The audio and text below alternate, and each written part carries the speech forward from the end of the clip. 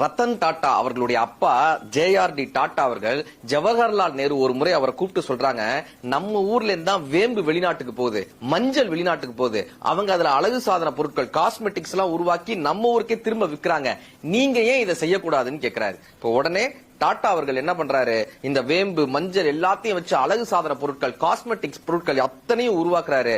அந்த ப்ராடக்ட்டுக்கு லக்ஷ்மின்னு பேர் வைக்கிறார். ஏன்னா அழகினுடைய திருமகளினுடைய வெளிப்பாடாக லக்ஷ்மின்னு அதுக்கு பேர் வைக்கிறார். ஆனா நம்ம ஊர் மக்கள் இந்த லக்ஷ்மின்ற பேரை பார்த்தோன்னே இது உள்ளூர் ப்ராடக்ட் பா, இது பெருசா நல்லா இருக்காது, வெளிநாட்டு ப்ராடக்ட், வெளிநாட்டு பேர் இருந்தா மட்டும்தான் அது சிறந்த அழகு சாதன பொருளா இருக்கும்னு சொல்லி அந்த ப்ராடக்ட அப்படியே நிராகரிக்கிறாங்க. அந்த பொருள் அப்படியே நிராகரிக்கிறாங்க. பெரிய தோல்வி அடையுது. இப்ப இந்த தோல்விக்கு என்ன காரணம்னு பார்த்தா லக்ஷ்மின்ற பேர் தான் இதற்கு காரணம்னு தெரிய வருது.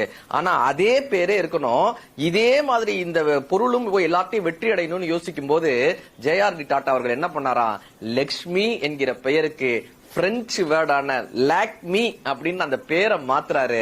லாக்மின்னு பேரை மாத்தின உடனே அந்த ப்ராடக்ட் அவ்வளவு பெரிய வெற்றி அடையுது. இன்று வரை அது ஒரு சக்சஸ்ஃபுல் ப்ராடக்டா இருந்துட்டு இருக்கு. நமக்கு தோல்வி அடைந்தால் மாற்ற வேண்டியது திட்டத்தை தானே தவிர இலக்கை அல்ல. கீழே விழுந்தால் எழுந்து நடக்க வேண்டுமே தவிர படுத்து உறங்கக்கூடாது என்று சாதித்தவர்கள் கற்றுத்தருகிறார்கள்.